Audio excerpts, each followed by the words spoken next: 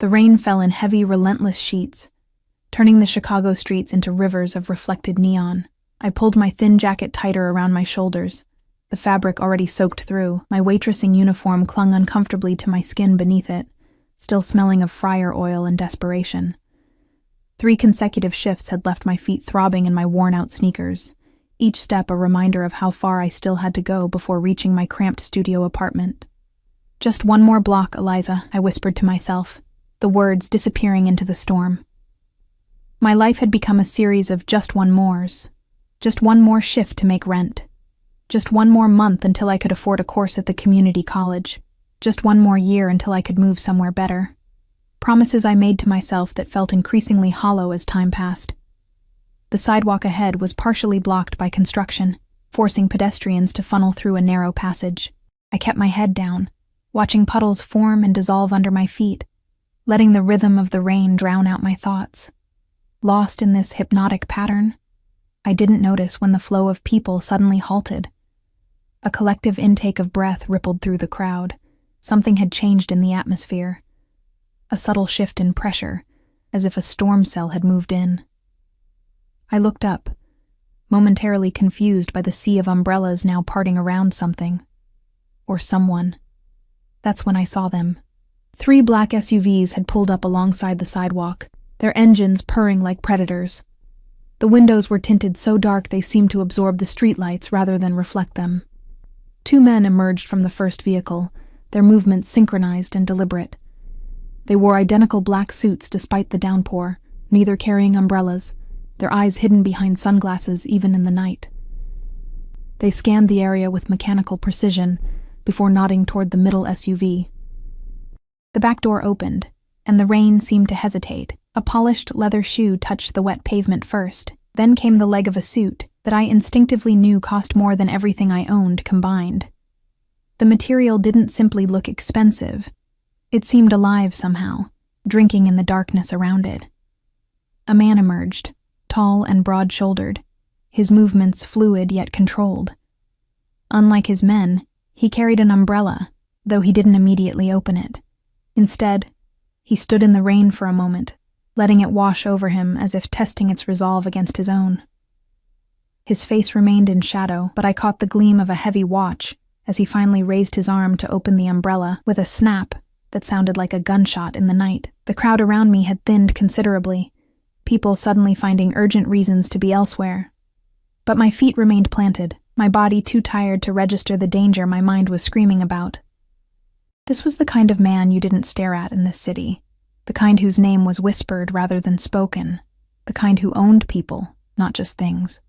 I should have looked away, should have shuffled past with my eyes down like everyone else, but exhaustion had stripped away my self-preservation. He was closer now, moving through the narrow passage with his guards clearing a path. The light from a storefront finally illuminated his features, and the air caught in my lungs. His face was all sharp angles and controlled power, high cheekbones, a strong jaw darkened with precisely maintained stubble, and eyes so intensely dark they seemed to pull you in like gravity wells. He wasn't conventionally handsome. He was beautiful in the way dangerous things often are, like admiring the perfection of a predator before it strikes. A shiver ran through me that had nothing to do with my wet clothes. Then his phone rang. He answered it with a small movement, bringing it to his ear without speaking. His expression changed subtly as he listened. A slight narrowing of the eyes, a tightening around the mouth. Something was wrong. The energy around him shifted, becoming charged, electric. He barked a single word in what sounded like Italian, his voice low but carrying power that made my skin prickle. His men immediately tensed, hands moving beneath their jackets. One spoke rapidly into a wrist mic. The crowd, sensing the change, moved faster, more urgently away. But my exhaustion had made me slow, my brain foggy with fatigue. I needed to move. Now. I forced my leaden legs forward, trying to slip past the wall of suits and tension. Just as I drew parallel with him, a businessman rushing in the opposite direction shouldered roughly past me. I stumbled, my tired legs betraying me, and fell forward, directly into the chest of the man with the dark eyes. Time crystallized into a perfect moment of horror. My hands pressed against the immaculate fabric of his suit. My wet hair brushed against the exposed skin of his neck. I felt the solid wall of his chest, unnaturally warm in the cold rain, and caught his scent. Expensive cologne layered over something darker, earthier. Like wood smoke and whiskey, and something metallic I didn't want to identify. His hands gripped my upper arms, steadying me with surprising gentleness. But there was nothing gentle about the sudden stillness of his body, or the way his guards had positioned themselves around us, hands now openly holding weapons. "I'm so sorry," I stammered, trying to push away. But his grip remained firm. "Please. I didn't mean to." The words died in my throat as his eyes locked with mine. Something flickered in those dark depths. Surprise, perhaps, or recognition. Though I was certain we'd never met, I would have remembered those eyes. For one suspended moment, we stayed like that, connected by touch and gaze, the rain creating a curtain around us, separating us from the world. Then, slowly, deliberately, his eyes traveled over my face, taking in every detail with an intensity that made me feel simultaneously exposed and seen in a way I hadn't been in years. "Your name." It wasn't a question but a command, spoken softly, yet leaving no room for refusal. "Eliza," I whispered, my voice barely audible over the rain.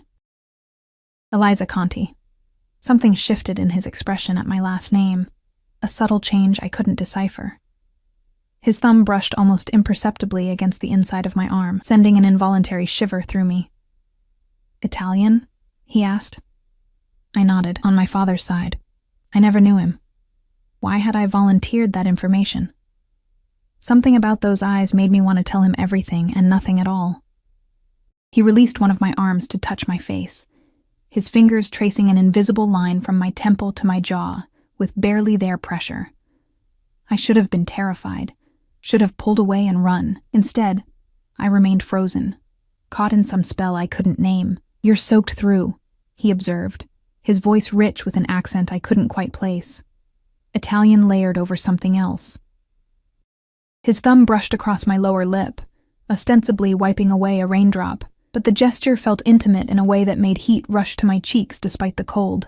And exhausted. Before I could respond, a black car screeched around the corner, moving too fast for the wet roads. One of his men shouted something, and suddenly I was being pushed aside.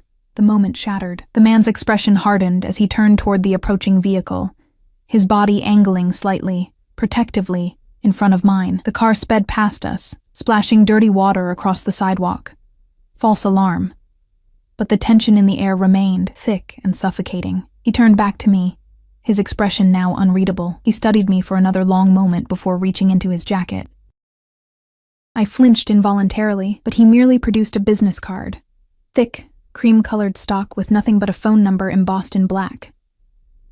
"If you need anything," he said, placing it in my palm and closing my fingers around it with his own, the heat of his skin burning against my cold flesh. "Anything at all." Then he released me and continued on his way, his guards forming a barrier around him. I stood there, clutching the card, watching his retreating form until he disappeared into one of the waiting SUVs. As they pulled away from the curb, I noticed one vehicle remained behind, its engine idling. Through the tinted window, I could just make out the silhouette of someone watching me. I should have thrown the card away, should have run home and locked my door. Instead, I carefully tucked it into my pocket and continued walking, acutely aware of the SUV that now crawled along the street parallel to my path, maintaining the same pace as my tired steps.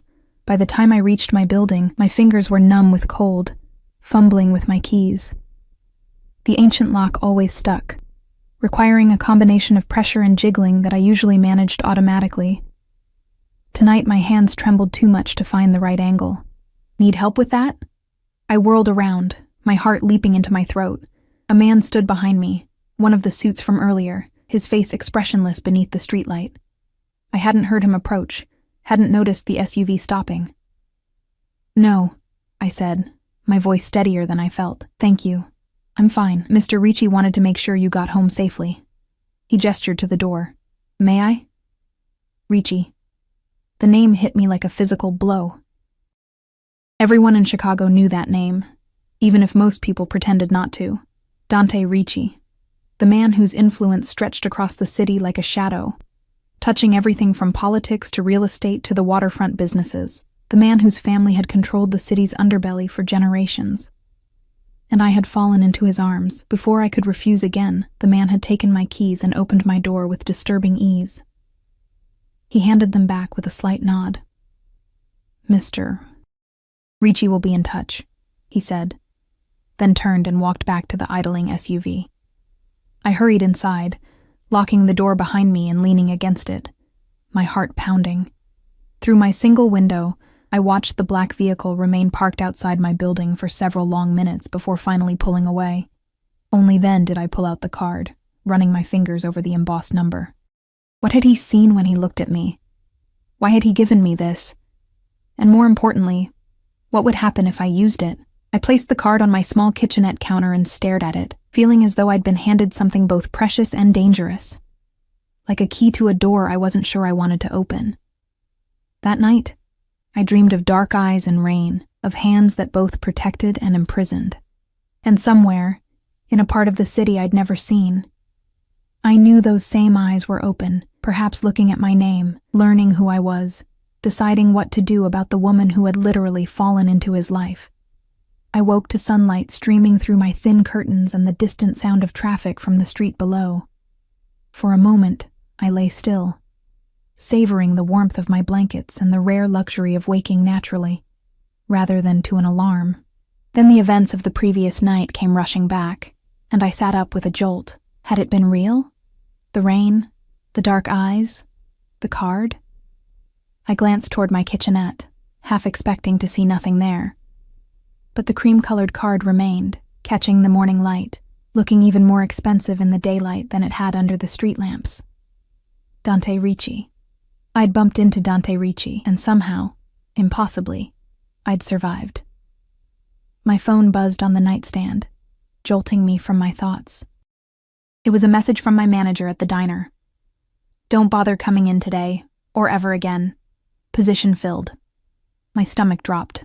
3 consecutive shifts covering for a sick coworker, and this was my reward? No warning, no explanation.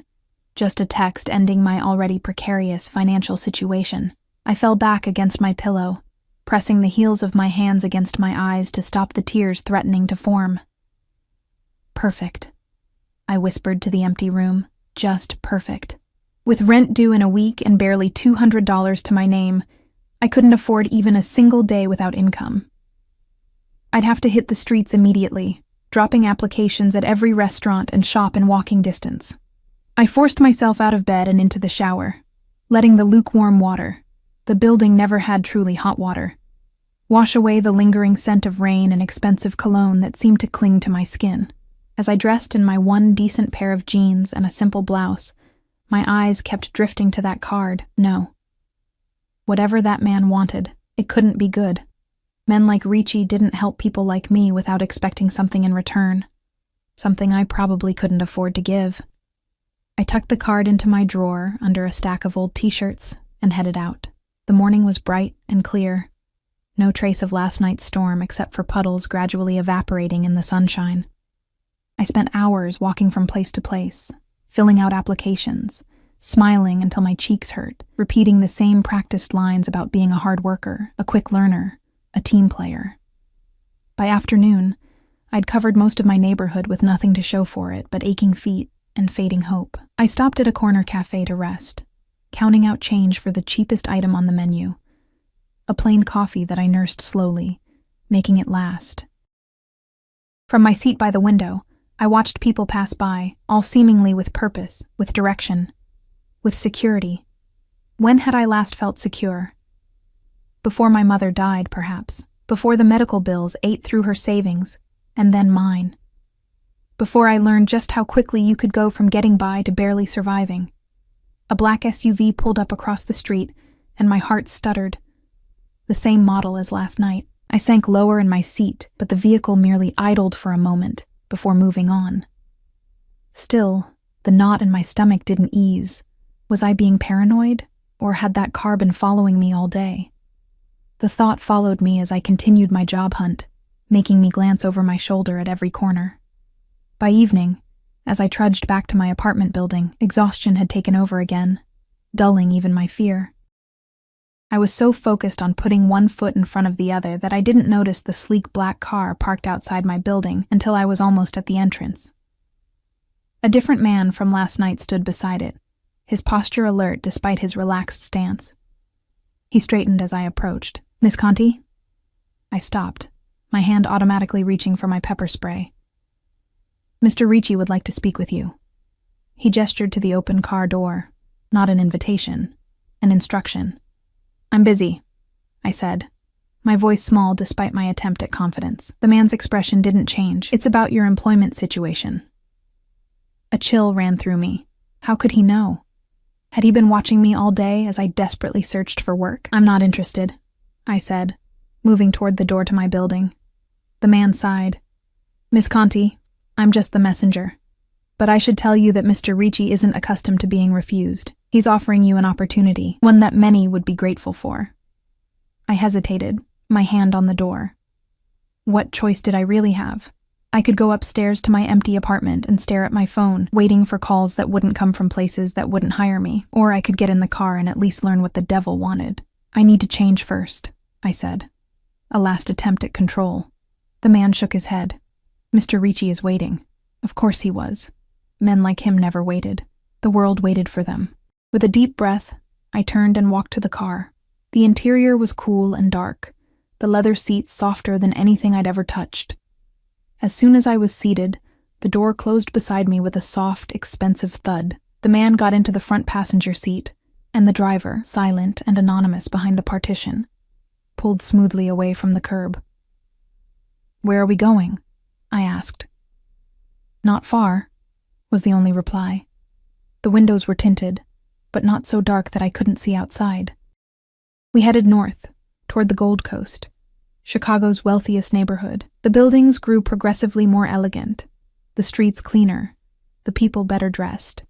We finally stopped before a gleaming high-rise overlooking the lake, its glass facade reflecting the sunset in shades of gold and crimson. A valet opened my door, his eyes carefully averted as I stepped out. The man who had collected me led me through a private entrance, past a security desk where no one asked for ID or questioned our presence, and into an elevator that required a keycard to operate. He selected the top floor without speaking. My heart pounded in my chest, each floor we passed taking me further from everything familiar and deeper into a world I didn't understand.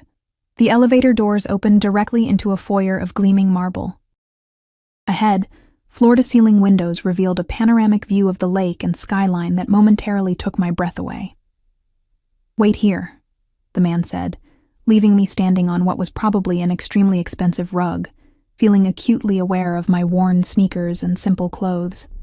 I heard voices, low, male, discussing something in rapid Italian before switching to English. "Sure about this?" one said. "Leave us," came the reply, a voice I recognized instantly.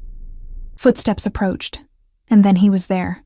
Dante Ricci, somehow even more imposing in daylight than he had been in the rain. He wore a charcoal suit, impeccably tailored to his broad shoulders and narrow waist. His dark hair was styled back from his forehead, emphasizing those intense eyes that now studied me with the same unsettling focus as before. "Eliza Conti," he said, my name somehow sounding different in his mouth. "Welcome." "You had me brought here," I said, trying to keep the tremor from my voice. "Why?" His lips curved slightly. Not quite a smile, but an acknowledgement of my directness. "You lost your job this morning," he stated, moving to a sideboard where crystal decanters caught the fading sunlight. "Tea? Coffee? Something stronger?" "How do you know that?" I demanded, ignoring his offer. He poured amber liquid into a glass for himself. "I make it my business to know things." "About waitresses?" This time he did smile, brief but genuine. "About people who interest me." He gestured toward a seating area, and after a moment's hesitation, I followed him, perching on the edge of a leather sofa while he took the chair opposite. The entire situation felt surreal, like I'd stepped into someone else's life. "Why do I interest you?" I asked, unable to keep the suspicion from my voice. He studied me over the rim of his glass. An excellent question. One I've been asking myself since last night. He set down his drink. Tell me about yourself, Eliza Conti. Why should I? Because I'm offering you a job, I blinked. A job doing what? Working here, in this penthouse. I stiffened. I'm not that kind of... As my personal assistant, he interrupted, his expression hardening slightly at my implication. My schedule is complex. I need someone organized, discreet, and intelligent to manage it. He leaned forward. Someone who isn't easily intimidated. And you think that's me? Based on what? Bumping into you in the rain? Based on the fact that when you realized who I was, you still looked me in the eye instead of at the floor.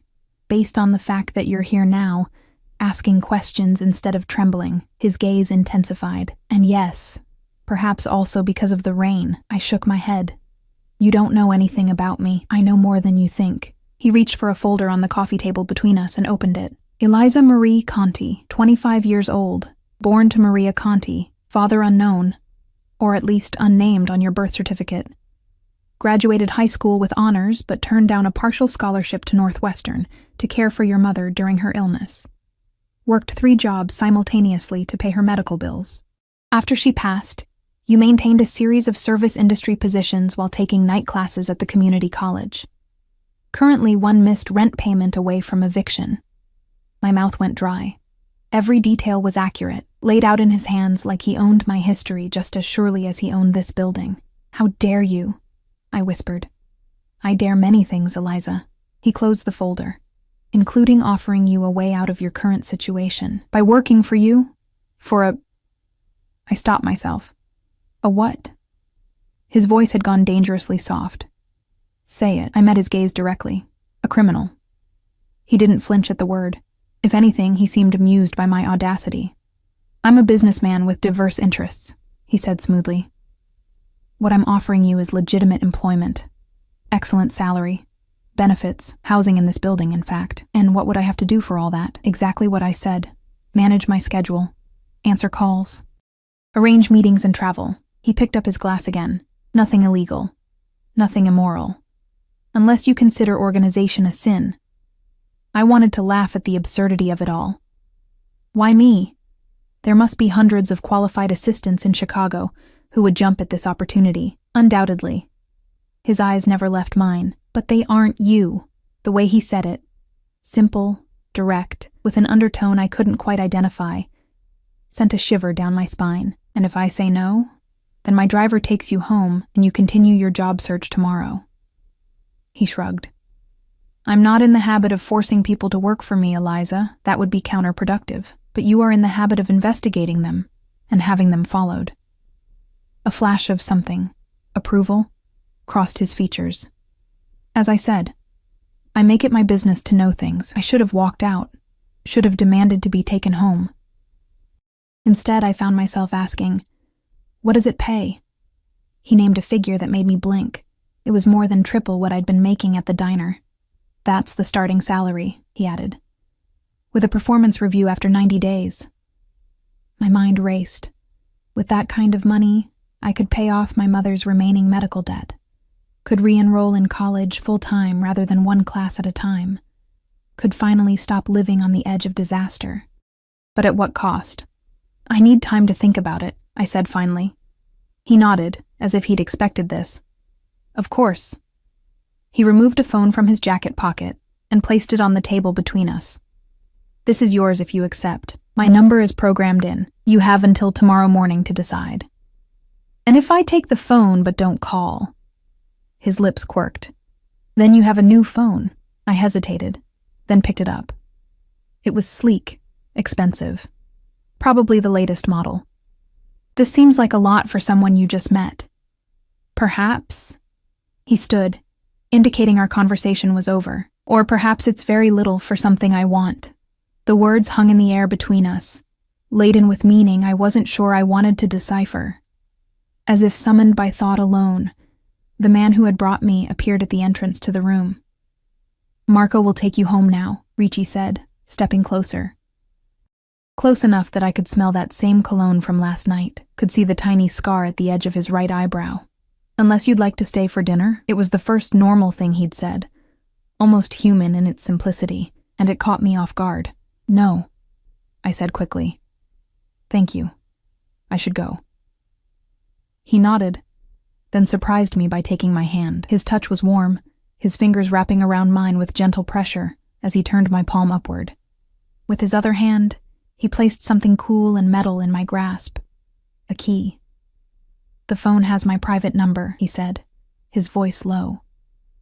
The key is to the service entrance on the south side of the building. Either way, I'll be seeing you again, Eliza Conti. It wasn't a threat. It was a certainty, spoken with the confidence of a man who'd rarely, if ever, been denied what he wanted. And as Marco escorted me back to the elevator, I couldn't shake the feeling that what Dante Ricci wanted, inexplicably, was me. That night, I barely slept. I paced my small apartment, the phone and key sitting on my kitchen counter like artifacts from another world. Every time I convinced myself to refuse Ricci's offer, I remembered the stack of unpaid bills in my drawer. Every time I leaned toward accepting, I remembered what he was. By morning, exhaustion had made the decision for me. I needed this job. I could always quit if things became dangerous or compromising. I wasn't agreeing to anything permanent. At least, that's what I told myself as I dialed the only number programmed into the sleek new phone. He answered on the first ring. You've decided. No hello, no question. Just that certainty again. Yes, I said, surprised by the steadiness of my voice. I accept your offer, with conditions. A pause. I'm listening. I won't do anything illegal. I won't lie for you. And I can leave any time if I'm uncomfortable with what I'm asked to do. Reasonable terms, he replied, and I could hear the smile in his voice. Can you begin today? And just like that, my life changed. Within hours, Marco arrived with another suit-wearing associate who efficiently packed my meager belongings while I stood awkwardly to the side. By afternoon, I was installed in an apartment on the 45th floor of Ricci's building. Not the penthouse, but close enough to be summoned quickly. The space was 3 times the size of my old studio, with floor-to-ceiling windows, sleek modern furniture, and a kitchen I was afraid to cook in for fear of marring its pristine surfaces. A woman named Sophia, Ricci's household manager, provided me with a tablet containing schedules, contacts, and protocols I would need to memorize. My work attire, several elegant outfits in exactly my size, hung in the bedroom closet alongside shoes with labels I recognized from magazine ads. Mr. Ricci prefers punctuality and preparedness, Sophia explained, her tone professionally neutral, though her eyes assessed me with unconcealed curiosity. You'll shadow me for the next few days to learn his routines and preferences. How long have you worked for him? I asked. 15 years, she replied, since he took over the family business from his father. I wanted to ask more, about the nature of that business, about what had happened to the previous assistant, about why he'd chosen me, but Sophia's expression made it clear that questions weren't welcome. The next 3 days passed in a blur of activity. I learned that Ricci owned legitimate businesses across the city.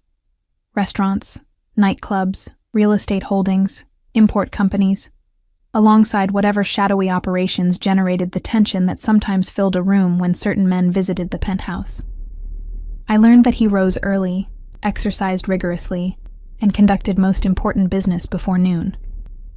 That he preferred espresso to American coffee, disliked digital calendars but required them anyway, and never took calls during meals. I learned that his men watched him with a mixture of fear and devotion I'd never seen before, that when he entered a room, everyone's attention shifted to him, like planets reorienting to a sun, that despite his brutally efficient schedule, he sometimes stood at the windows overlooking the city, so still and silent that he seemed almost vulnerable. Almost. On the 4th day, Sophia informed me that I would be taking over full assistant duties. He's pleased with your progress, she said, handing me a new security badge that would grant me access to additional areas of the building. Don't disappoint him. The unspoken warning lingered as I rode the elevator to the penthouse for my first solo morning briefing. I'd prepared meticulously, reviewing his schedule, anticipating questions, wearing one of the elegant pantsuits that had been provided for me. Still, my hands trembled slightly as I used my keycard to access the private elevator. When the doors opened, Ricci was waiting, dressed in running clothes, expensive ones, but the most casual I'd seen him. Sweat glistened on his forehead and throat. He'd clearly just finished exercising. "Good morning, Eliza," he said, stepping into the elevator beside me rather than letting me exit. "Walk with me." Confused, I remained in place as he selected the button for the building's garden terrace. "Sir, you have a meeting at 9 with—" "I'm aware of my schedule," he interrupted, though not unkindly. "I've memorized it. Now I want to hear your impressions of the past few days." The elevator descended smoothly, and I tried to gather my thoughts. "Everything has been very efficient." A small smile touched his lips. "A diplomatic observation. What else?" "Your operation is impressive," I admitted, "though I still don't understand why you hired me." The doors opened onto a rooftop garden, an oasis of green 30 floors above the city streets. Ricci gestured for me to follow him along a stone path, winding between carefully tended plants and trees. "You know why people fear me, Eliza?" he asked, seemingly changing the subject. I hesitated. "Because of what you can do to them," he shook his head. "Because of what they imagine I might do. Perception is a powerful weapon." He stopped beside a small fountain, the sound of falling water creating a sense of privacy. "What do you perceive when you look at me?" The question caught me off guard. I looked at him. Really looked. Taking in not just the physical details I'd catalogued over the past days, but the essence of him, the controlled power in his movements, the weight of authority he carried, the moments of unexpected consideration I'd glimpsed. "Danger," I said honestly, "but not chaos. You're contained, deliberate." Something flashed in his eyes. Approval, perhaps. "That night in the rain," he said, his voice lower, "when you fell against me, what did you feel?" Heat rushed to my cheeks. "I don't." "You do," he insisted, stepping closer. "Tell me." "Fear," I whispered, "and—" I couldn't finish. "And?" He was close enough now that I could see the varied browns and blacks that made up his seemingly solid dark irises. "Recognition," I admitted. "Like I'd been waiting to bump into you without knowing it." The words hung between us, too honest, too revealing. I looked away, embarrassed by my own admission. His fingers gently turned my face back to his. "That's why I hired you, Eliza Conti. Because you see me clearly. Few people do." Before I could respond, his phone chimed. He checked it, his expression shifting to something harder, more distant. "The Canavan meeting needs to be moved up," he said, his tone all business now. "Call Marco and have the car ready in 20 minutes. I'll need the Westlake proposal files." Just like that, the moment was gone, replaced by the efficient rhythm of the workday. I followed him back to the elevator, making notes on my tablet, slipping into the professional role I was still learning. But something had changed. A line had been crossed, or at least identified, and I wasn't sure where it would lead. The weeks that followed established a pattern. During the day, I was the consummate professional assistant, arranging meetings, fielding calls, anticipating Ricci's needs before he expressed them. I learned the complex web of his business interests, the hierarchy of his organization, the subtle signals that indicated his mood. But there were moments, brief, electric moments, when the professional facade slipped, his hand lingering on mine when I passed him documents, his eyes finding me across crowded rooms. Late nights in his office when everyone else had gone, the conversation drifting from business to more personal matters. I learned that his father had died when he was 26, thrusting him into leadership earlier than expected, that he had an older sister who lived in Italy with her family, protected from the family business, that he spoke 4 languages fluently and played the piano when troubled. In turn, I found myself sharing pieces of my own life.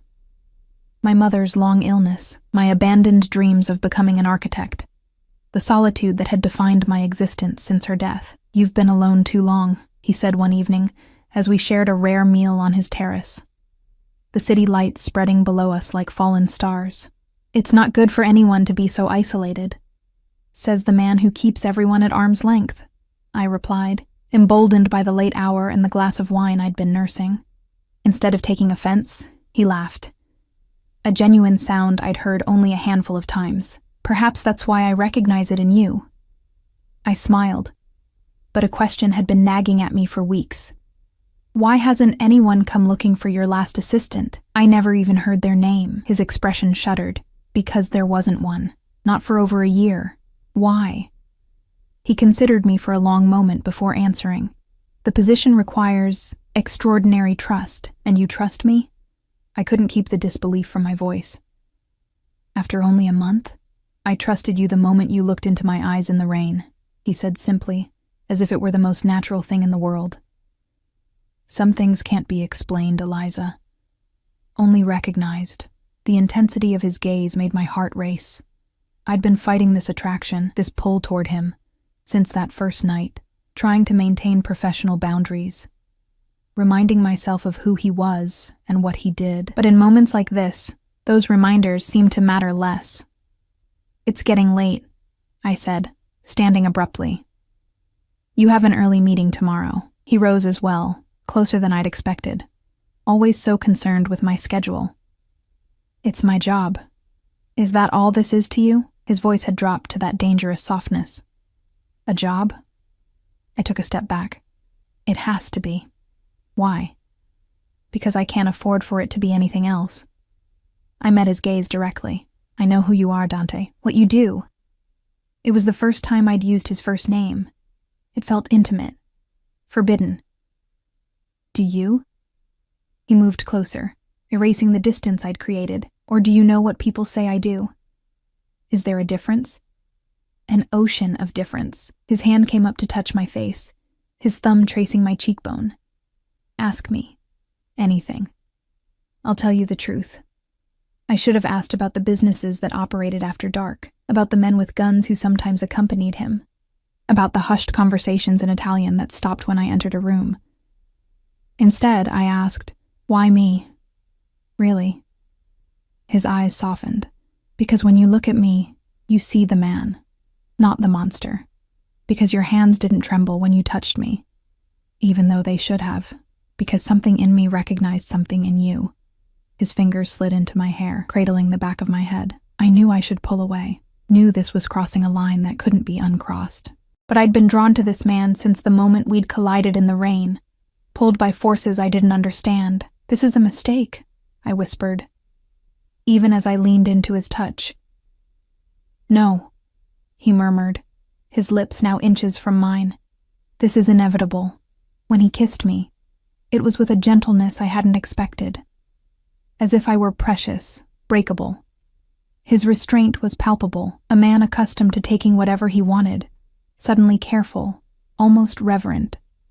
Then his phone rang, shattering the moment. He pulled back, his expression darkening as he checked the caller ID. I need to take this.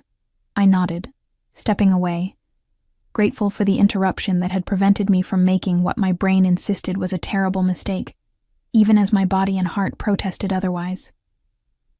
We'll continue this conversation, he said, his eyes promising things that made my pulse quicken. But we didn't. At least not for several days. A crisis with one of his business interests took him away from Chicago, leaving me to manage his affairs from the penthouse. It was during this time that I began to understand the true nature of Dante Ricci's empire. I overheard conversations about shipments and territories, saw names in his contact list that I recognized from news reports about organized crime, found a locked drawer in his desk that I was expressly forbidden to open. The evidence of who he truly was accumulated, impossible to ignore. Yet alongside it grew my knowledge of the man himself, his loyalty to those who worked for him, his generosity to causes he supported anonymously, his unwavering adherence to a personal code I was still learning to decipher. He returned on the 5th day, earlier than expected. I was in his office, organizing files, when the elevator doors opened. He looked tired, his customary immaculate appearance slightly rumpled from travel. But his eyes, when they found me, brightened. Welcome back, I said, maintaining professional decorum despite the memory of his lips on mine. He crossed the room in long strides and took my face in his hands. "No more pretending," he said, his voice rough with emotion. "No more walls between us." This time when he kissed me, there was nothing gentle about it. This was passion unleashed, desire finally acknowledged. His arms wrapped around me, pulling me against him as if he could erase the very space that separated us, and I responded with equal fervor, weeks of suppressed feelings breaking free. "Tell me to stop," he murmured against my neck. "Tell me this isn't what you want. I can't." I gasped as his lips traced fire along my skin. "I won't." He lifted me effortlessly, setting me on the edge of his desk, his body pressing between my thighs as his hands tangled in my hair. "Do you have any idea what you do to me? How I've thought of nothing but you?" I couldn't speak, could only pull him closer, surrendering to the chemistry that had been building since that rainy night. His hands were everywhere, claiming, exploring, as if he needed to map every inch of me. Then suddenly he froze, his body tensing. I heard it a moment later, the elevator chime, announcing an arrival. Dante moved with astonishing speed, placing himself in front of me, shielding me from view as the doors opened to reveal Marco and another man I didn't recognize. "Sir," Marco began, then stopped, taking in the scene. "Apologies for the interruption. We have a situation." Dante's posture shifted subtly. "What kind of situation?" "The kind that requires your immediate attention." Marco's eyes flickered to me briefly. "Give us a moment," Dante said, his tone leaving no room for argument. When they'd stepped back into the elevator, he turned to me. His expression had changed, hardened into the mask he wore for business. "I need to handle this," he said, straightening his tie. "Wait for me here." "Dante." I caught his arm. "What's happening?" His eyes softened momentarily. "Nothing for you to worry about," but there was a tension in his jaw that belied his reassuring words. "Don't lie to me," I said quietly. He cupped my face. "Never that.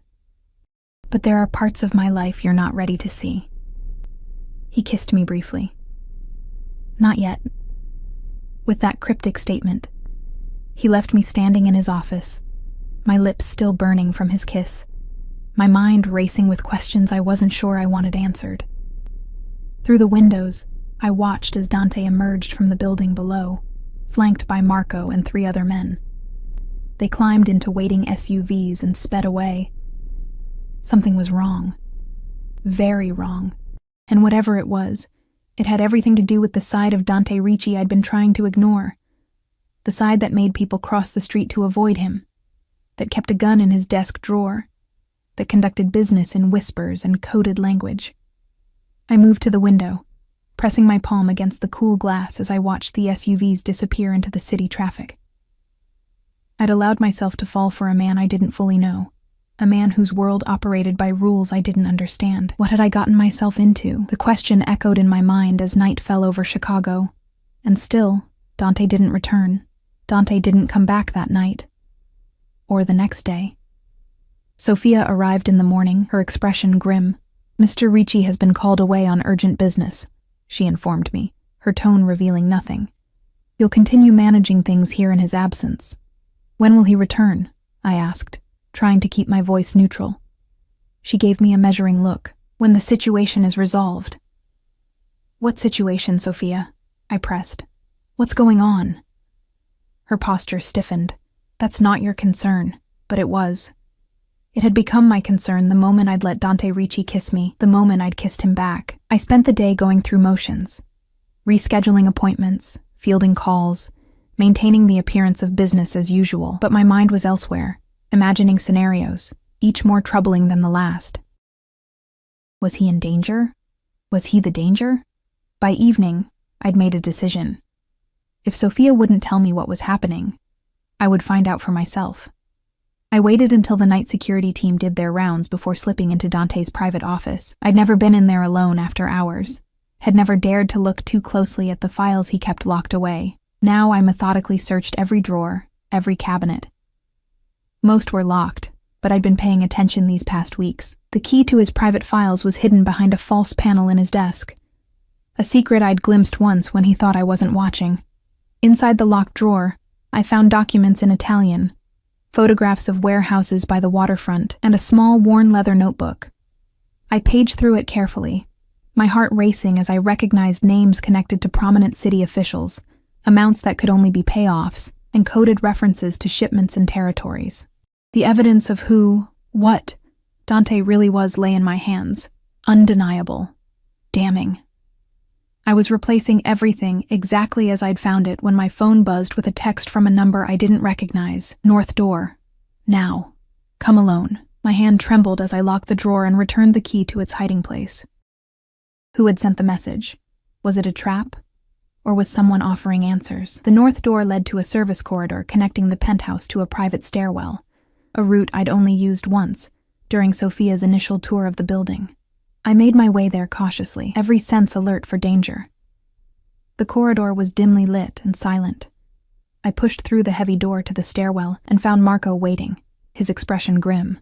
"You shouldn't be here," he said by way of greeting. "Where is he?" I demanded. Marco studied me for a long moment before answering.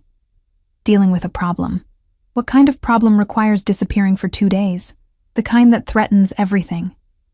He took a step closer. "How much has he told you?" I hesitated. "Not enough." A tight smile touched his lips.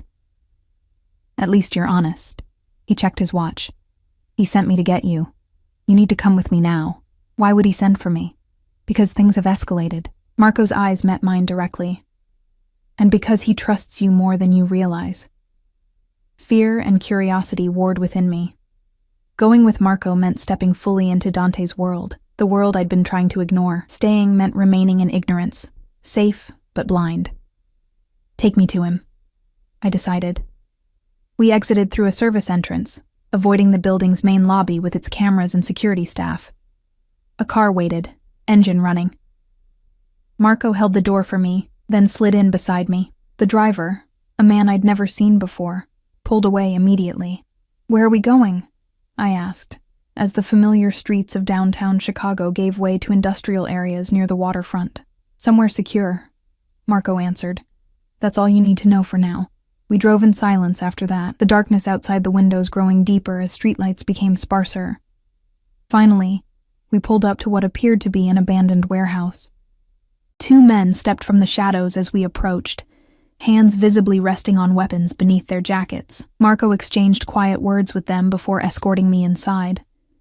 The exterior's decrepit appearance was deceptive. Inside, the space had been converted into what looked like an operational center. Maps covered one wall, surveillance monitors another. Men and women moved with purpose between workstations, a sense of controlled urgency permeating the air. And in the center of it all, standing over a table covered with documents, was Dante.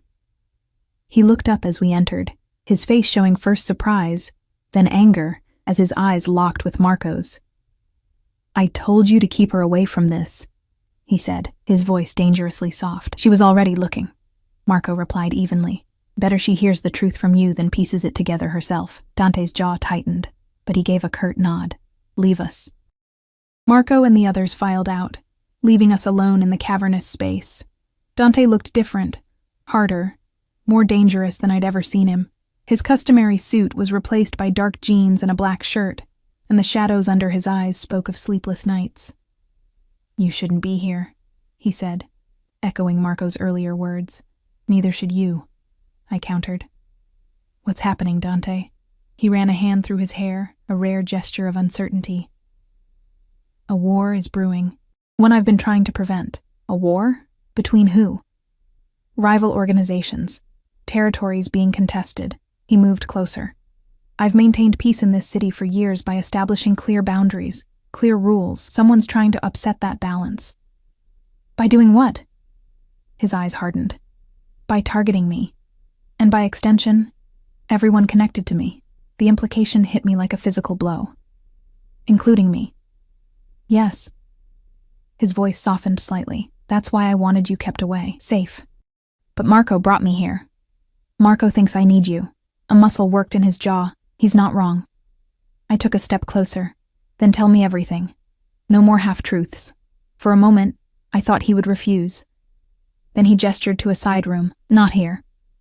The room was small, furnished only with a desk and chairs. Dante closed the door behind us, then faced me, his expression grave. "My father built our organization on certain principles," he began. "Territory, respect, family. When he died, I inherited not just his business, but his enemies. I've spent years building alliances, neutralizing threats, establishing a balance that keeps bloodshed to a minimum. And now someone wants to destroy that balance. A rival from New York has formed an alliance with a faction here in Chicago. People who were once loyal to my father, but see me as too modern, too soft." His lips twisted in a humorless smile. "They've made their first move. 2 of my lieutenants were killed 3 nights ago. A shipment was hijacked. The night you left," I said, connecting the pieces. He nodded. "It's a direct challenge, one I can't ignore." "So what happens now?" I asked, dreading the answer. Now I respond, decisively. The coldness in his voice sent a chill through me. This was the side of Dante I'd glimpsed but never fully acknowledged, the leader capable of violence, of retribution. "And then what? More killing? More retaliation?" I shook my head. "There has to be another way." He stepped closer, his eyes intense. "This is my world, Eliza. This is who I am. It's not all you are," I insisted. "I've seen the other sides of you. But can you accept this side?" He took my hands in his. "Because I can't change it. Not completely. Not yet." The qualifier, that "not yet," hung in the air between us. "What does that mean?" I asked. "It means I've been working toward a future. Moving our interests into legal channels over time." His grip tightened. "But transitions like that take years, and enemies see them as weakness." I searched his face, looking for deception but finding only intensity, determination, and something that looked almost like hope. "Why are you telling me this now?" "Because you deserve to know who you're involved with." His voice dropped lower. "And because I need you to understand the danger you're in, just by being connected to me." Fear tightened my chest, but not for the reasons he might have expected. Not fear of him, but for him. For us. For whatever this thing between us was becoming. "I found your notebook," I admitted. "Tonight, before Marco came. I know about the officials on your payroll, about the shipments." His expression didn't change. And I'm still here." Something shifted in his eyes, relief, perhaps, or wonder. He pulled me closer, one hand coming up to cradle my face. "Do you have any idea how extraordinary you are?" Before I could respond, the door burst open. Marco stood there, tension radiating from him. "They've found us," he said simply. Dante's transformation was immediate. Gone was the man who had held me with such tenderness. In his place stood someone harder, colder. A commander preparing for battle. "Secure the perimeter," he ordered, already moving toward the door. "Get the cars ready for evacuation." "Dante," I caught his arm. "What's happening? They're here." His voice was tight. "The men who want to destroy everything I've built."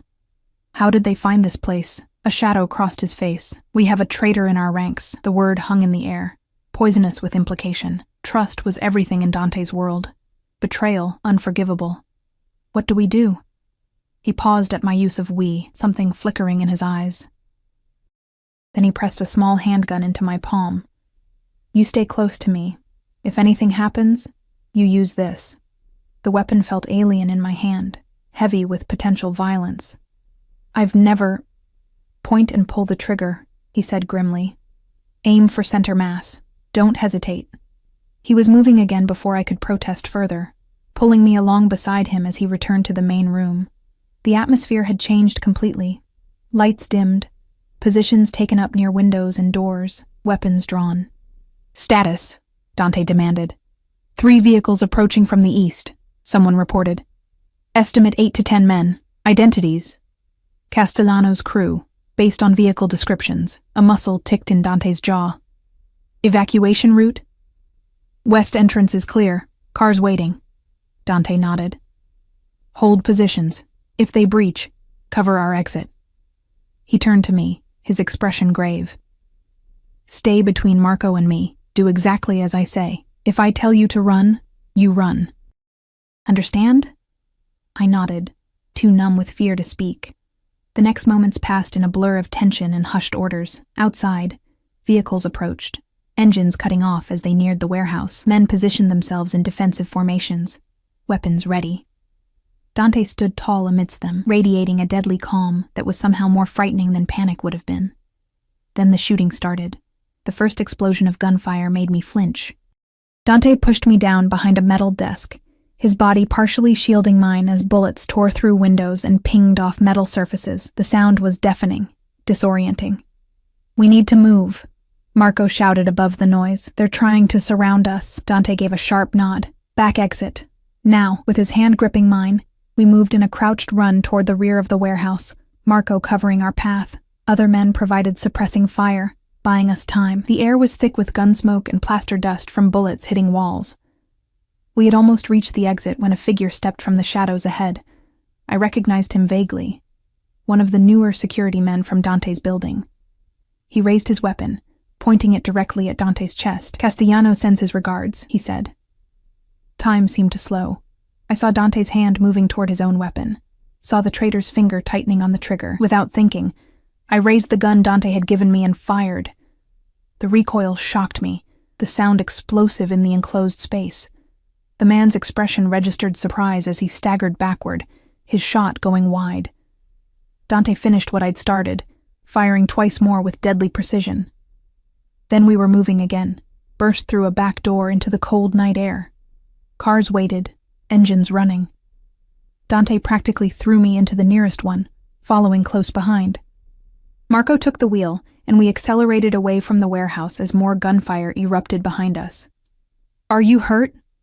Dante demanded, his hands moving over me, checking for injuries. I shook my head, unable to speak. My hands trembled violently, the gun still clutched in my grip. Gently, Dante pried my fingers from the weapon and tucked it away. "You saved my life," he said quietly. I looked down at my hands, expecting to see blood. There was none, but I could still feel the trigger beneath my finger. The horrifying moment when I'd chosen Dante's life over another's. "I killed him," I whispered. "No." Dante's voice was firm. "I did. Your shot wounded him, but it didn't matter. I'd fired with intent, had crossed a line I could never uncross." Dante pulled me against his chest, his arms encircling me protectively as I began to shake with delayed shock. "I'm sorry," he murmured into my hair. "I'm so sorry you had to be part of this." "Where are we going?" I managed to ask, my voice muffled against his shirt. "Somewhere safe," he promised. "Somewhere they can't find us." I nodded, too numb to question further. The city lights blurred outside the windows as we sped through the night, leaving behind the warehouse and the violence, but not its consequences. In the space of a few hours, everything had changed. I'd seen the full reality of Dante's world, had participated in its brutal logic, had chosen a side. There was no going back now, not for either of us.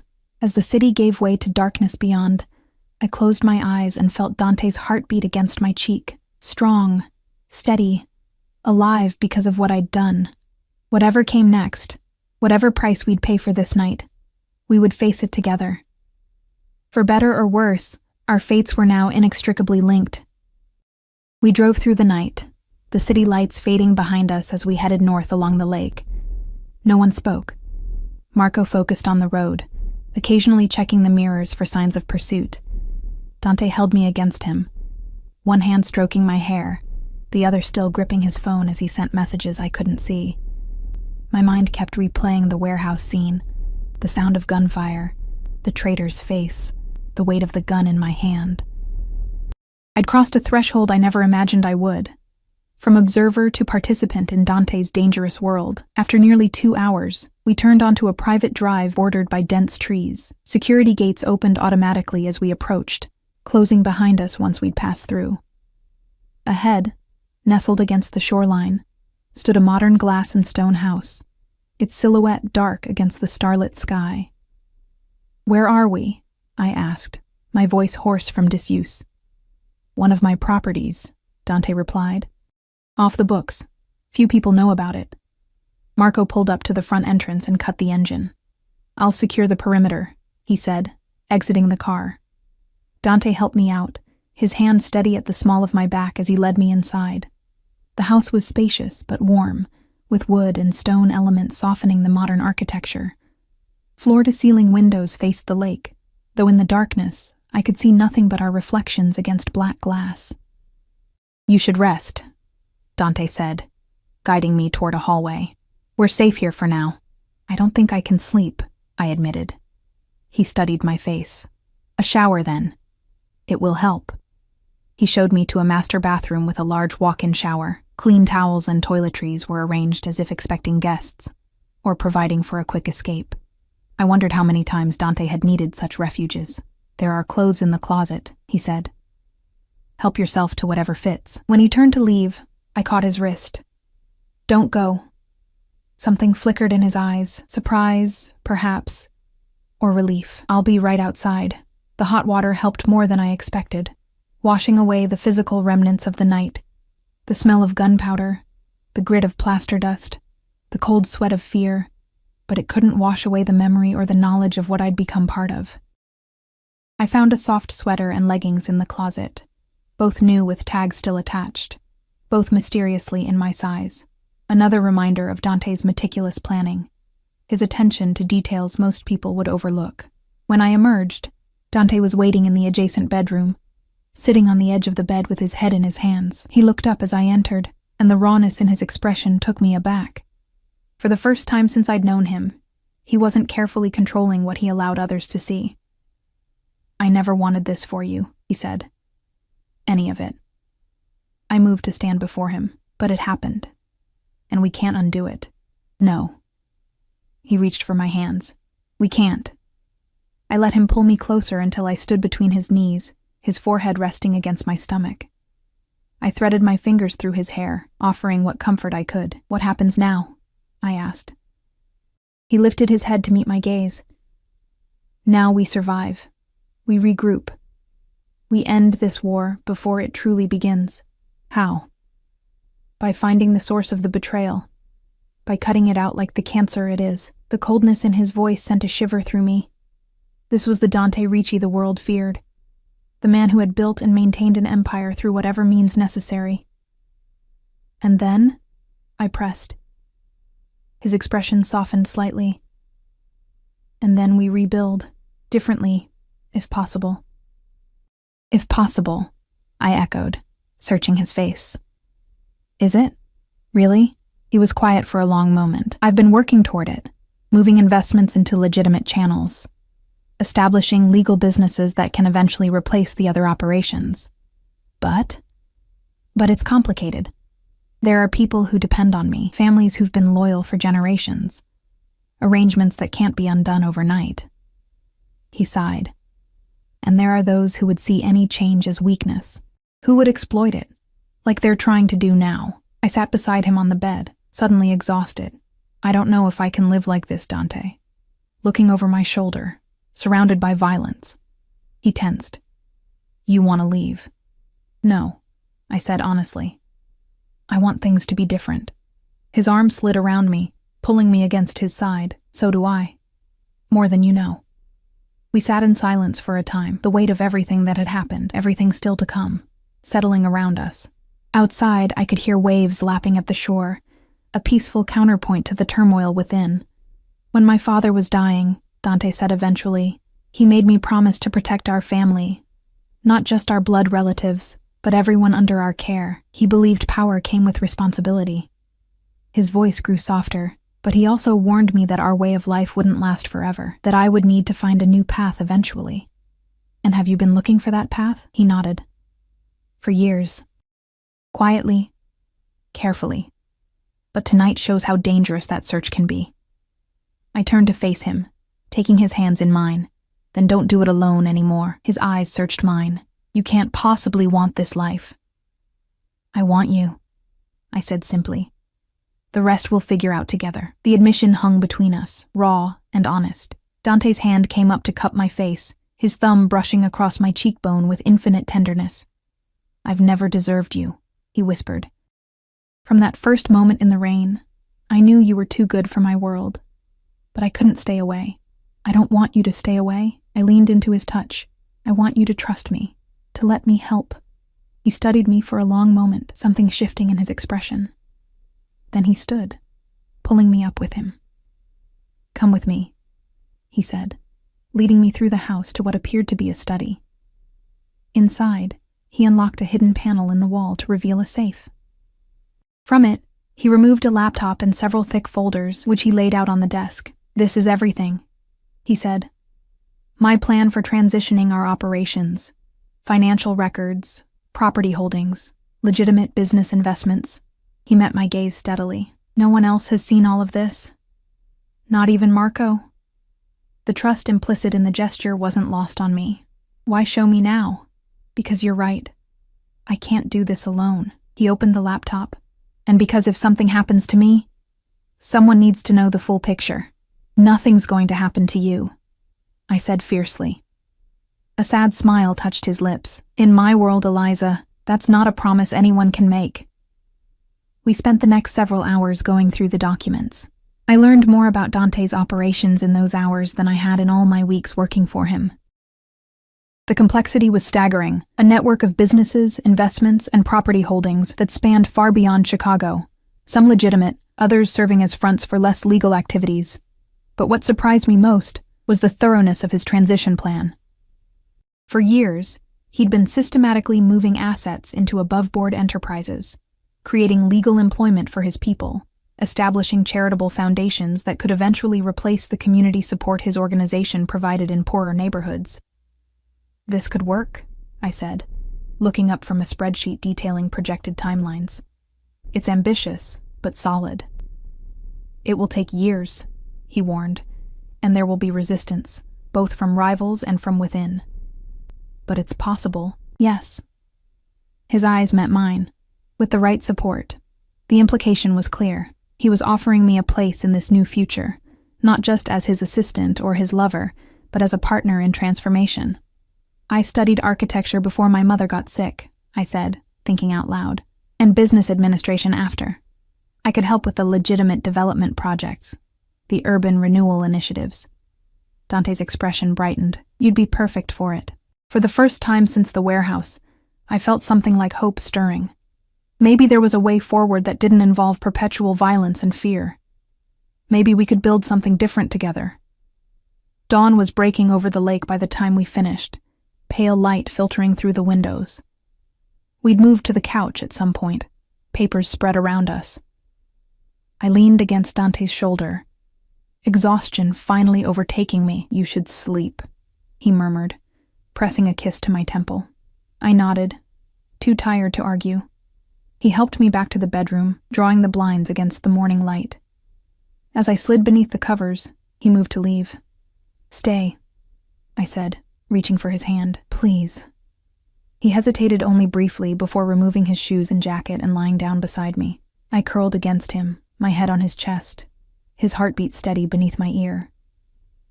What happens tomorrow? I asked, fighting to keep my eyes open. His arms tightened around me.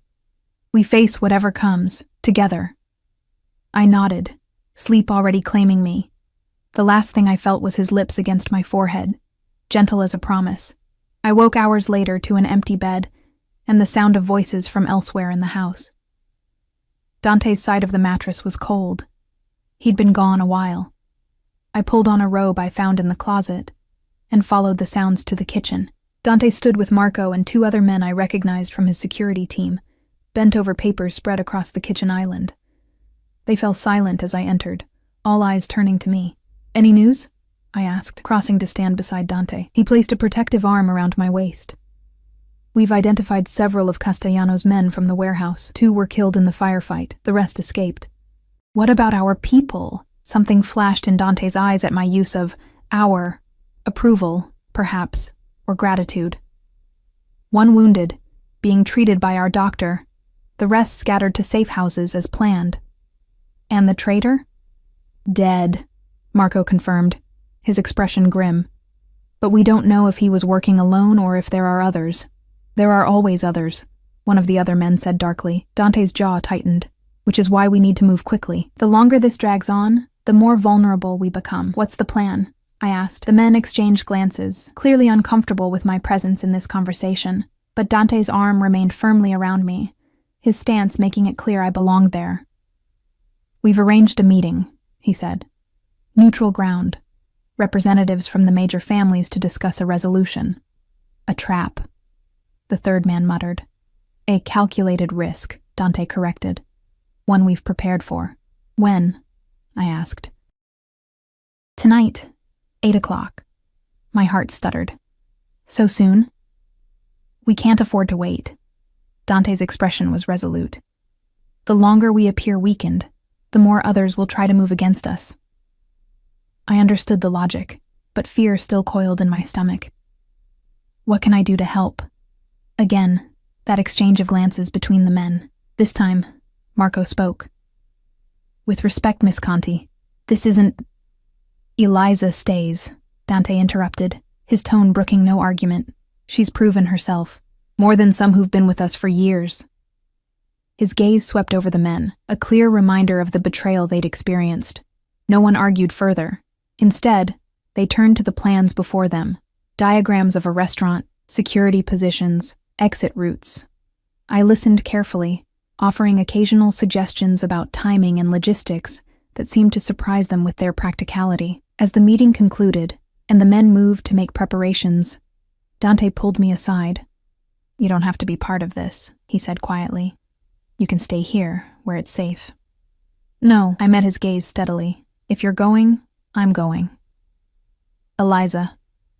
"I'm not hiding while you risk your life, Dante. Not anymore."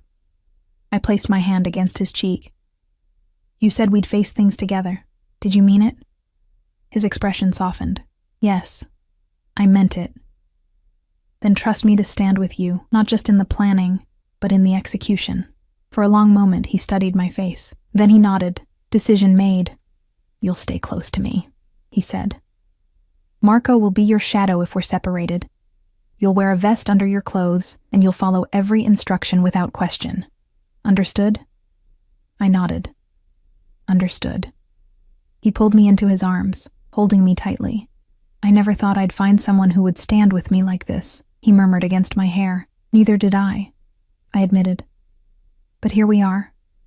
The rest of the day passed in careful preparation. I was fitted with a lightweight body armor vest, given instructions on emergency protocols, and briefed on who would be attending the meeting. Dante was never far from my side, his hand often finding mine, his eyes seeking reassurance that I hadn't changed my mind. As evening approached, I changed into clothes that had been brought for me. An elegant black dress that could accommodate the vest underneath, with a matching coat that concealed more than it revealed. Dante wore one of his impeccable suits, the picture of power and control. Only I could see the tension in his shoulders, the hypervigilance in his gaze. "Ready?" he asked as the cars were brought around. I took his hand, lacing my fingers through his. "Ready." The drive to the restaurant was tense, our convoy moving through Chicago's streets with practiced precision. Security teams had already secured the venue, an upscale Italian restaurant owned by a neutral third party, closed to the public for the evening. As we pulled up, Dante turned to me. "Remember what I told you. Stay close. Follow instructions. If anything happens—" "I know," I assured him, squeezing his hand. "I remember everything." The restaurant was dimly lit, private dining rooms arranged around a central space where tables had been configured for the meeting. Men I recognized from photographs were already seated, their security positioned discreetly around the perimeter. Dante entered with confident strides, his hand at the small of my back. Conversations hushed as heads turned toward us. I felt the weight of evaluating stares, the silent questions about my presence. At the head of the table sat an older man with steel-gray hair and cold eyes. Anthony Castellano, the New York boss who had allied with Dante's enemies. Beside him was a familiar face that made my blood run cold. Vincent Moretti, one of the regular visitors to Dante's penthouse, always treated with respect, but never with warmth. "Ricci," Castellano acknowledged. "Bold of you to show up after what happened." "Even bolder to bring your woman," Moretti added, his eyes lingering on me with inappropriate interest. Dante's expression remained impassive. "Miss Conti is here as my advisor. She stays." Castellano shrugged, a gesture of false indifference. Your funeral. Dante pulled out my chair before taking his own. Let's not waste time. We all know why we're here. The next hour was a masterclass in negotiation, threat, and counter-threats. Dante laid out evidence of Castellano's incursion into his territory, of Moretti's betrayal, of the coordinated effort to undermine his authority. They responded with accusations of their own, that Dante was softening operations, that his transition plans threatened traditional power structures, that his father would be ashamed of his modernizing efforts. Through it all, I watched and listened, noting who spoke, who remained silent, whose eyes revealed more than their words. Occasionally, Dante would turn to me for a whispered consultation, a gesture that clearly irritated the traditionalists at the table. The old ways are dying, Dante said finally, his voice carrying authority throughout the room. We can evolve, or we can tear each other apart fighting over scraps of a diminishing empire. Pretty words, Castellano sneered. But words don't hold territory. No, Dante agreed. Actions do. He nodded to Marco, who placed a flash drive on the table. On this drive is evidence of financial fraud within your organization, Anthony. The kind that interests federal prosecutors. I have 3 copies in secure locations, with instructions for their release if anything happens to me or mine. The atmosphere in the room shifted palpably. Castellano's face flushed with anger, while Moretti paled. You wouldn't, Moretti said. It would damage all of us. I would, Dante countered. Because unlike you, I've prepared for a different future. One that doesn't depend on the old structures. Castellano's eyes narrowed. Your father. My father understood adaptation, Dante interrupted. He prepared me for this moment, for this choice. The tension in the room was thick enough to cut. I felt rather than saw the subtle shifts in position as security personnel on both sides prepared for potential violence. Then Castellano laughed, a harsh, unexpected sound. You've got balls, Ricci. I'll give you that. He leaned forward. What are your terms? Relief coursed through me as negotiations began in earnest. Territories were redrawn, compensations agreed upon for recent losses, and timelines established for gradual transitions of power. Throughout the delicate process, Dante remained firm but fair, never yielding on essential points, but offering concessions on others. By the time signatures were placed on documents nearly 2 hours later, a fragile peace had been established. Not perfect, not permanent, but a foundation to build upon. As we prepared to leave, Castellano approached me directly for the first time. You're either the bravest woman I've ever met, he said, studying me with curious eyes, or the most foolish. Perhaps both, I replied evenly. A smile creased his weathered face. He's different with you, stronger, yet softer somehow. He glanced at Dante, who was speaking with Marco nearby. Maybe there's something to this new way after all. We left the restaurant under the watchful eyes of both allies and former enemies, the night air cool against my flushed skin. In the car, Dante finally allowed his rigid control to relax slightly, his shoulders dropping as he exhaled deeply. It's done, he said, taking my hand. For now, I amended. He nodded, acknowledging the truth of it. For now, but it's a beginning. We returned to the lake house rather than the city, both needing space and time away from the pressure. As security teams established perimeters outside, Dante and I stood on the deck overlooking the water, the moon casting a silver path across the gentle waves. What you did tonight, he said, turning to face me. Standing with me, advising me, showing no fear even when surrounded by the most dangerous men in the region. He shook his head in wonder. I've never seen anything like it. I was terrified, I admitted. But not of them. I was afraid of losing you, of losing this chance to build something different. He pulled me into his arms. We won't lose it. I promise you. For the first time, I truly believed him. Not because the danger had passed. It hadn't, not entirely. But because we'd faced it together and emerged stronger. I love you, I said, the words slipping out naturally, inevitably. I think I have since that night in the rain. His eyes softened, vulnerable in a way I'd rarely seen. I loved you from the moment you looked at me without fear, when you saw me, really saw me, as a man, not a monster. His lips found mine in a kiss that felt like both a culmination and a beginning. When we finally parted, he rested his forehead against mine. "Marry me," he whispered. The request, simple, direct, heartfelt, took my breath away. "Are you sure?" With everything still unsettled, I've never been more certain of anything. His hands frame my face. "Whatever comes next, whatever challenges we face, I want to face them with you beside me. Not as my assistant or my advisor, but as my wife, my partner in everything." I searched his eyes and found only truth there. The same man who had given me his card in the rain, who had shown me his world with all its darkness and light, who had trusted me with his plans for a different future. "Yes," I said. "Yes, I'll marry you." His smile was radiant, transforming his entire face. He lifted me off my feet, spinning us in a circle as laughter, genuine, unburdened laughter, escaped us both. Later that night, as we lay together watching moonlight filter through the windows, I traced the lines of his face with gentle fingers. "Do you think we can really do it?" I asked. "Change everything?" "Not everything," he said thoughtfully. "And not overnight. But yes, I believe we can transform the core of it. Build something that honors the past, but looks to the future." His hand covered mine. "Something our children could inherit without shame." The mention of children, of a family, a legacy rewritten, filled me with unexpected warmth.